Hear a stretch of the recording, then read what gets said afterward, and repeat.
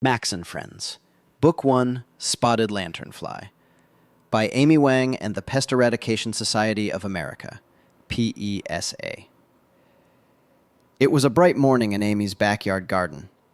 She leaned closer to her black nightshade plants and frowned. "Why are there so many holes on my leaves?" she wondered aloud. Max crouched beside her, inspecting the stems carefully. "Mom, I think we've got a suspect."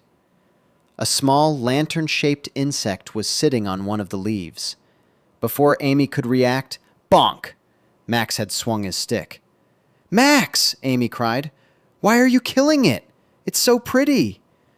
Max shook his head. "Don't worry, Mom. It may look pretty, but it's an invasive pest called the spotted lanternfly." Just then, Zach from next door, carrying a clipboard with a bold title on top, P.E.S.A.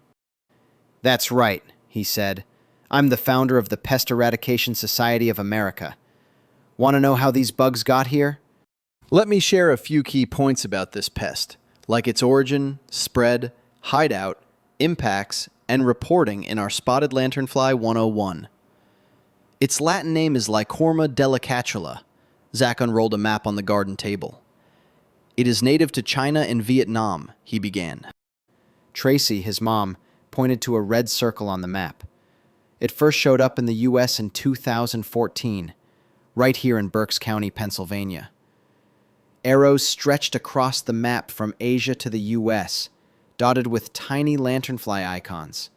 Tracy asked, "How do they spread so far?" "They lay eggs on just about anything," Zach explained. "Firewood, crates, cars, even patio furniture. When people move those things, the eggs go along for the ride." The group walked toward the fence, where another leaf was covered with tiny holes. "They love the tree of heaven," said Max, pointing with his stick.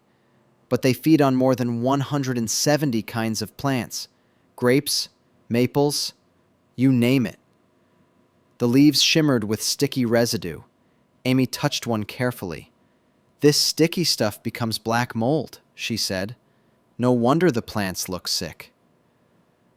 Zach flipped open his clipboard to a chart. "If we don't control them, spotted lanternflies could cause more than $324 million in damage every year, and about 2,800 jobs could disappear in Pennsylvania alone." Amy gasped. "That's awful. What can we do?" Max straightened his stick like a baton.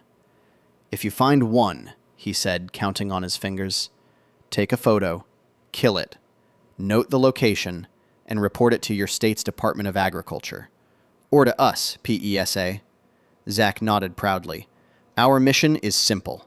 Eradicate the pests destroying our society." Tracy lifted a car door handle, showing everyone a gray smudge on the metal. "Before you travel, check your vehicle," she said. "Remove egg masses, close the windows, and park away from trees in quarantine areas." Amy squinted. "Those little smears, are those eggs?" "Yes," said Zach. "They look like dried mud." "Scrape them with a card, drop them in alcohol or hand sanitizer, seal them in a bag, and throw them away." Under a big maple tree, the group set up a demonstration. Zach attached a circle trap to the trunk. "These are safe," he said. Max held up another trap, wide and sticky. "But this one's dangerous," he added.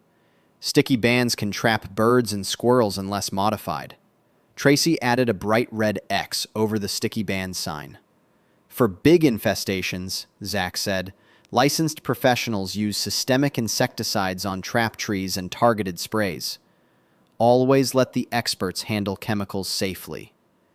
Amy smiled as she planted a small oak sapling nearby.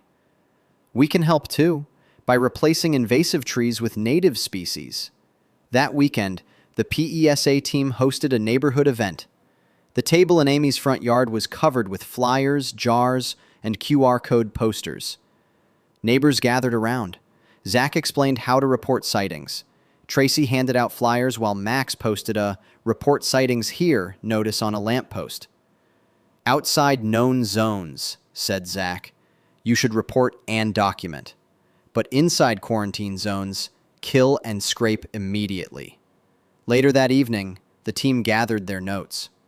They don't bite humans, said Max, ticking off a list. Tracy added, pretty doesn't mean harmless.